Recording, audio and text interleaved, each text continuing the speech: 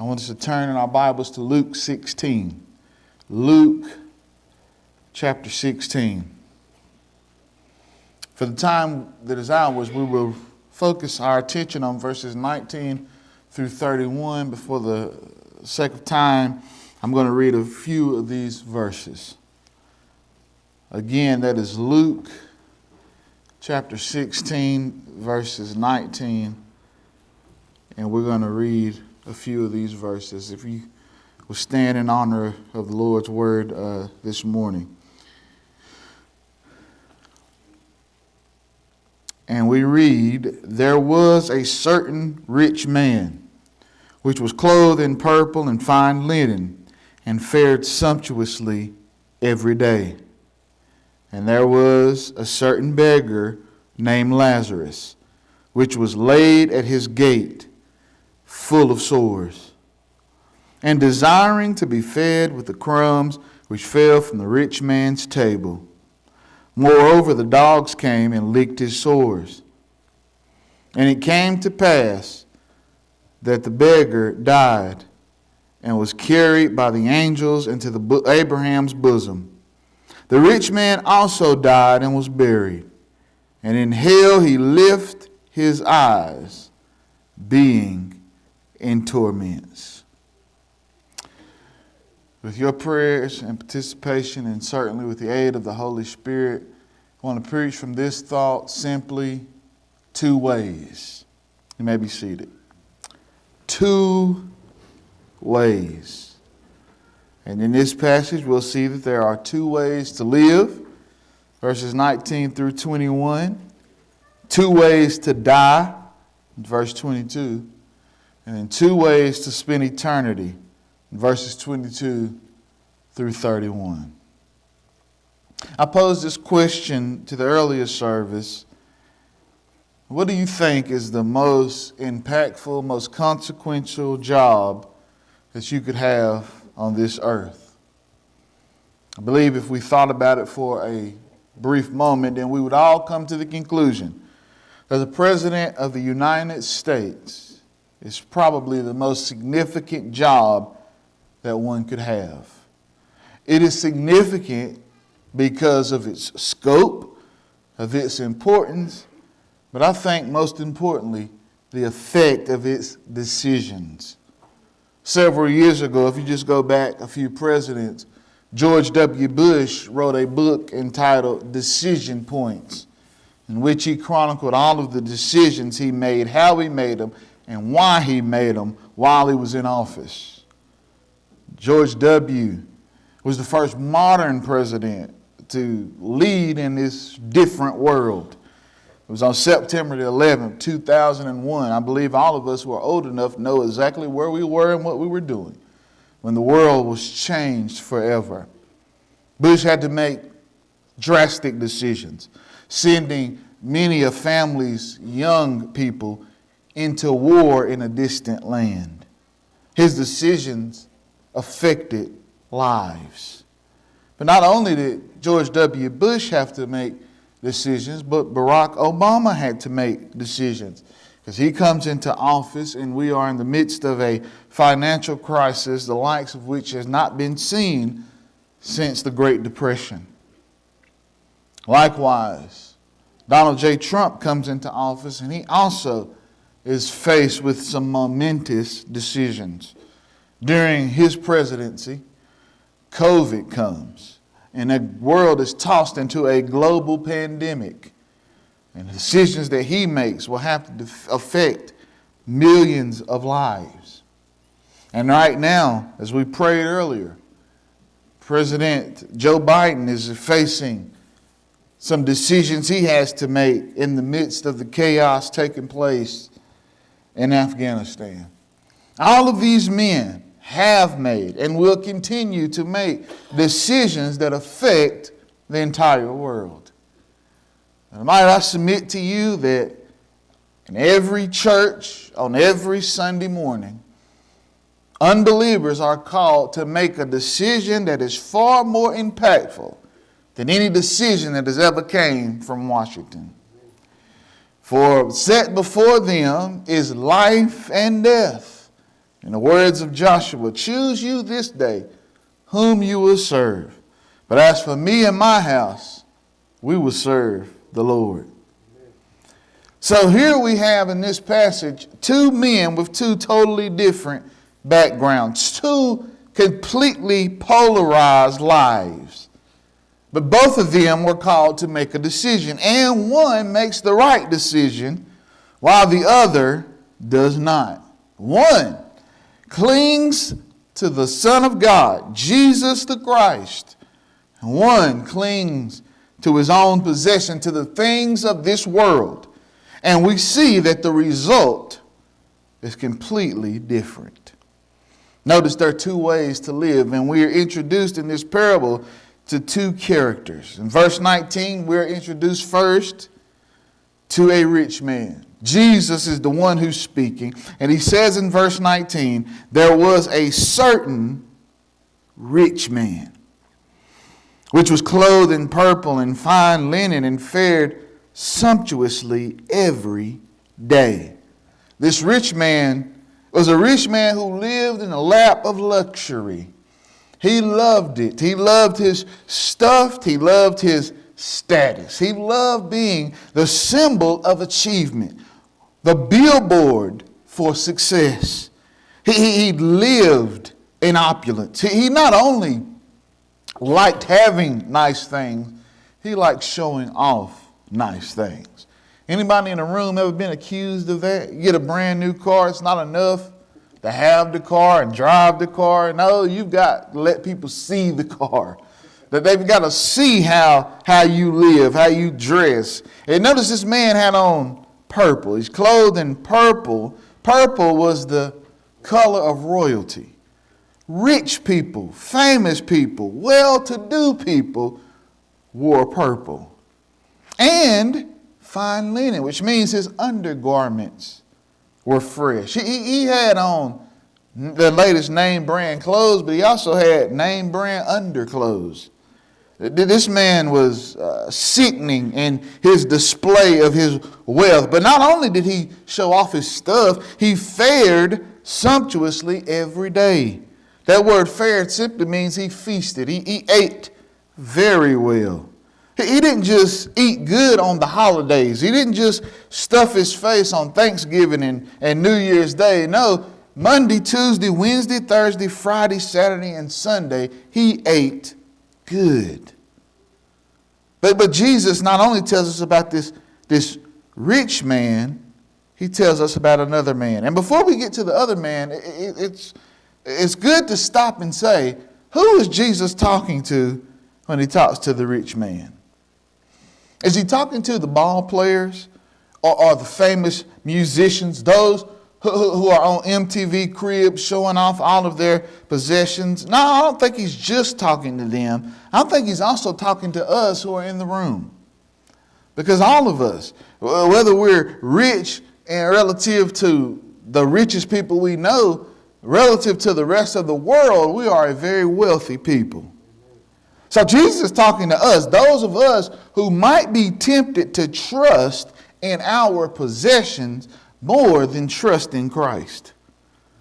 So he introduces us to this rich man, but he also introduces us to this poor man. Notice that there was a certain beggar, verse 20, named Lazarus. That is important because the rich man has no name.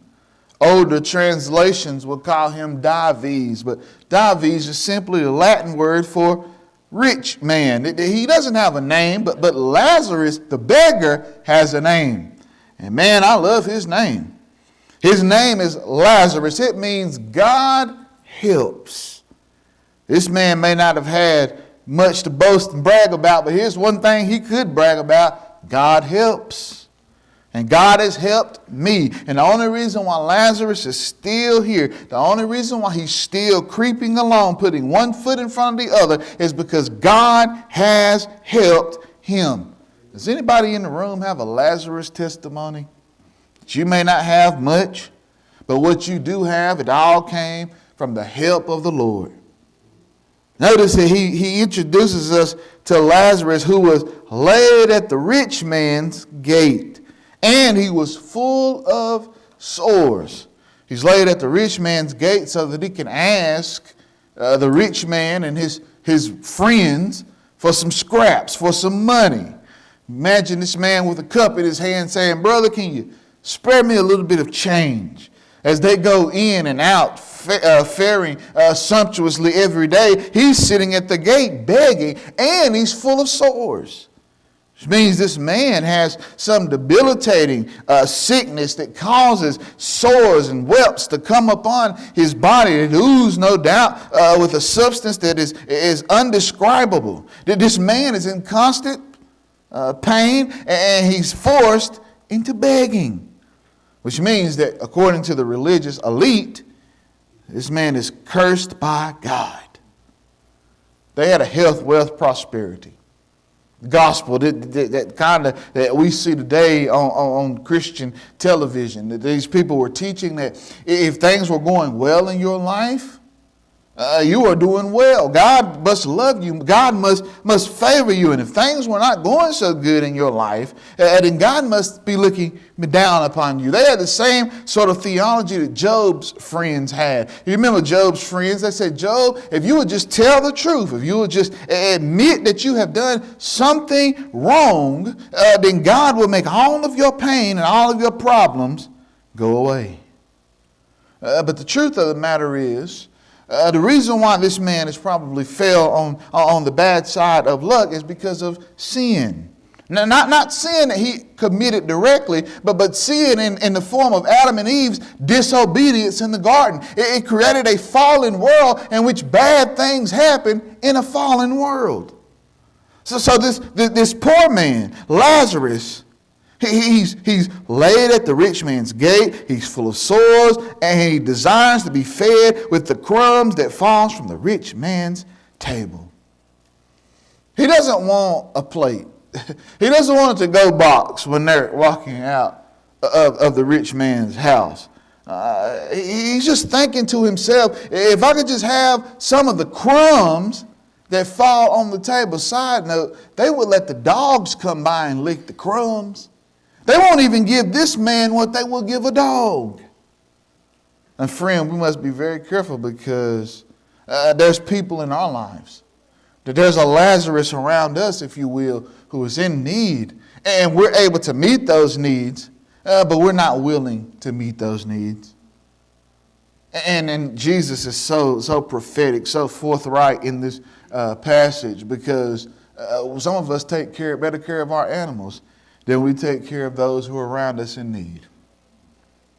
But notice, there's two ways to die. To live, these men live completely different ways. There's also two ways to die. Verse 21 says that it came to pass that the beggar died and was carried by the angels unto Abraham's bosom. Notice that the rich man also died and was buried. As different as these two men's lives were, their deaths were polar opposites. First of all, though, there's something we need to think. They both died. I don't care who's in this room this morning, how young you are, how strong you are, how much money you got, or how good you look. Keep walking around in this old body, and you're going to die. Everybody in this room will meet their final demise. This is the only two things in this entire passage which is similar of the two men. They both died. They may have died young, they may have died old, they may have died rich, one did, and one died poor, but they both died. But notice that their deaths have some difference in it. For the beggar dies and he's carried body, soul, spirit intact by the angels to the bosom of Abraham. To rest in the bosom of Abraham is a euphemism for being in heaven. It's being with the company of the righteous. To be with Father Abraham is perceived to say you have the faith of Abraham. Genesis 15:6 says, Abraham believed God, and it was counted to him as righteousness. Abraham didn't give his way to heaven. He didn't church attend his way into heaven. Abraham got to heaven by grace alone, through faith alone, in Christ alone.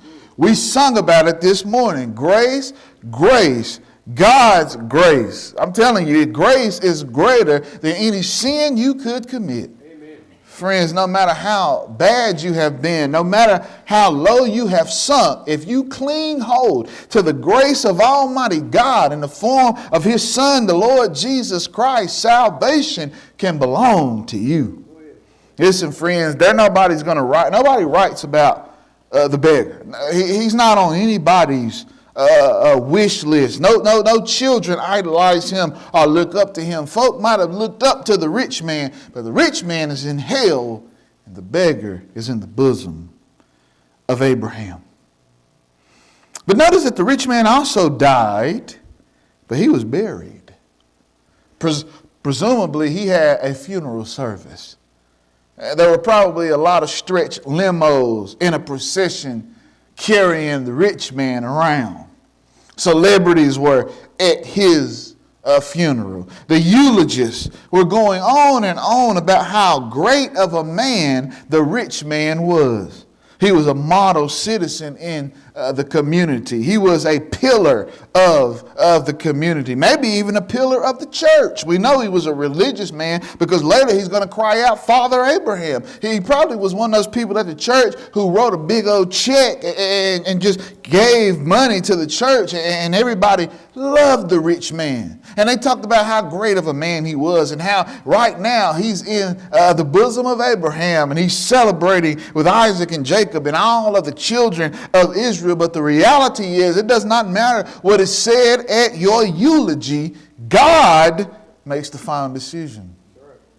And God is giving us an option. He's given us a way in which we can be with the community of the faithful, where we can ascend to the cloud of witnesses. So both of these men die. One's buried, one's forgotten. Lazarus does not receive a burial because who would come? Only the dogs. The dogs who licked his sores. Those are the only compassionate company he ever had in this life. So he has no burial. He would have been sent to Gehenna and burned as one who's unfaithful. But the rich man dies and he's buried. But that's not where his story ends. Here we find out about a place that modern church doesn't like to talk about. The church wants to talk about how good God is, and God is good. How much God will do for you, and friends, He can do exceedingly abundantly more than you ever asked or think. But there's also something that needs to be talked about in the church, and it's a place called hell. Hell has become a cuss word in the secular world. It is a word that they like to use to speak of damning someone to a state of terrible existence. But it is a word that we don't really like to use in the church too much anymore. But notice, you know who the greatest preacher of hell in history? It is Jesus Christ. Jesus preached about hell and Jesus preached about money. Two things we don't really want to touch too much. But in this passage, Luke 16, if you go back and read the entirety of the passage, Jesus is really speaking to these Pharisees who cared more about money than they did about God. And Jesus said himself, you cannot serve two masters, for either you'll love the one and despise the other. You cannot serve God and mammon. But notice that these two people, they have two ways to live. They live their two ways. They have two ways to die, but they also have two ways to spend eternity. Verse 23 says, and in hell he lift up his eyes, being in torments. Torments means constant, perpetual pain. And he seeth Abraham afar off, and Lazarus in his bosom. And notice the rich man ensues a conversation. between him and Abraham. It says, and he cried out. That means to yell with a loud voice. It is the same word that is used in the New Testament of preaching. It is to proclaim from the rooftop. He calls out, hey, Abraham. But he doesn't just say Abraham. He says, Father Abraham. In other words, he claims his race. He's a child of Abraham. And friends, listen, there's some people who will cling on to their background. I'm the son of Deacon so-and-so. I'm the daughter of the preacher. But it does not matter who mama believed in. Doesn't matter who daddy believed in. Doesn't matter who the deacons or the preacher believed in. Who do you believe in? Jesus asked the question simply this: who do you say that I am? I'm not asking for nobody else's response in the room. Who do you say that Jesus is? So he has a conversation. Father Abraham, send Lazarus. Listen, hell is not remedial, it's punitive. You don't get better in hell. You're not rehabilitated. You're the same person when you go to hell that you were on earth. And this man was an arrogant, greedy, monstrous man, and he's the same thing now. Send Lazarus. Oh, you know his name now. When he was at your gate, you didn't see him. When you were eating great dinners, he just wanted some crumbs, and you wouldn't give him a crumb off your table, but now you want a drip off of his finger. You know his name? But he's not coming. This is what Abraham says. And I can just imagine the conversation in my head. He's not coming. He doesn't have to serve you. First and foremost, he didn't serve you when he was on earth. You ignored him. So he does not going to serve you now. You know what? He's the big dog now. You had all of the worldly riches. He has all of the riches of Christ. He doesn't serve you. Angels serve him. Why does he want this drip? Because the pain of hell is so agonizing, so terrible, that even a small drop of water will give just a brief moment of relief. But you know what? There is no relief. There's no relief for the damned in hell. They are serving out their sentence justly. And that's exactly what Abraham says. Listen, son, remember. Oh, and that should be a stinging word if there's an unbeliever in the room today. Remember. Because when you get to hell, that's the only thing you're going to be able to do is remember. And you are especially in a horrible spot. If you've come to church week after week, year after year, and you've heard the preacher explain to you the implications of the gospel and the demands on the gospel, and he's called upon you to give your life to the Lord Jesus Christ over and over, the summer, spring, winter, and fall, over and over, year after year, give your life to Christ. And if you have ignored that invitation, all you will do for eternity is remember. His words will echo in your head. Remember, in this life, you had your good stuff. And Lazarus suffered, but now Lazarus is enjoying all of the glories of heaven, and you are in torment. Torment. Some of these wise, educated young people. You know, in my church, they used to say, as you get, they get weaker and wiser. They tend to think this stuff ain't real. Hell can't be real. What Jesus is telling us here is just a parable. It's just a picture of hell. Well, maybe it is just a picture of hell. But listen, a picture can't capture the reality. If I hold up a picture of my wife, I say, look, this is my wife. The reality is, it's not really my wife. It doesn't give you our personality. It doesn't give you all of the multiplicity of complexities involved in my wife. It's just but a picture. And if hellfire is but a picture in the Bible, then what the reality is far worse than anything said here. So he talks to Abraham. Abraham says, no, you're getting this by just due. And then secondly, there's a chasm that has been fixed so that those that want to go from heaven to hell cannot, and those who are in hell cannot come here. Again, why would anyone want to go to hell from heaven? Well, perhaps they have a loved one, a child or a friend who finds themselves in hell and they want to go and rescue them. And Abraham says, it's not possible. It's not possible. Certainly someone from hell would want to sin and go to heaven, but it shows us that there's no second chances once a person finds himself in hell. I can just see it in my sanctified imagination. If you find yourself in hell and you look up, there will be a sign that says, abandon all hope. Abraham says it's not possible. He says, okay, Abraham, okay. Well, if that's not possible, can you do me one favor, Father Abraham? Can you send Lazarus to my brothers? I've got 5 brothers, and they don't need to come to this place. They, like me, went to synagogue every single week. They, like me, heard the preacher expound the word. They, like me, rejected all of this gospel and heaven stuff as nonsense, as foolishness, which is what the world sees preaching as foolishness. They saw it as foolishness. But if you send Lazarus, maybe he can save them before it's too late. Send him, please. Abraham says, nah. You don't understand. They've got Moses and the prophets. They've got Brother Jeremy preaching to them every week. They don't need a miracle. They've got the word. And then I can just see it. I can see it. I'm sorry, I can just see it. The rich man is in there. He's thinking, no. I died in 2021. Abraham, you don't understand. See, we've come up with some new, innovative ways to do church. Moses and the prophets, it ain't good enough. It was good enough 50 years ago. Preaching and singing hymns, that's old stuff.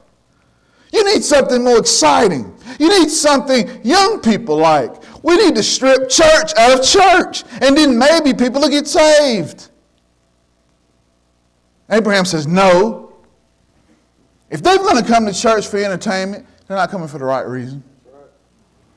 They've got Moses and the prophets. Listen, friends, here's something. We can all disagree. We can have different worship styles, different preferences. But here's the thing. If you don't abide by the word, then you're not going to get to glory.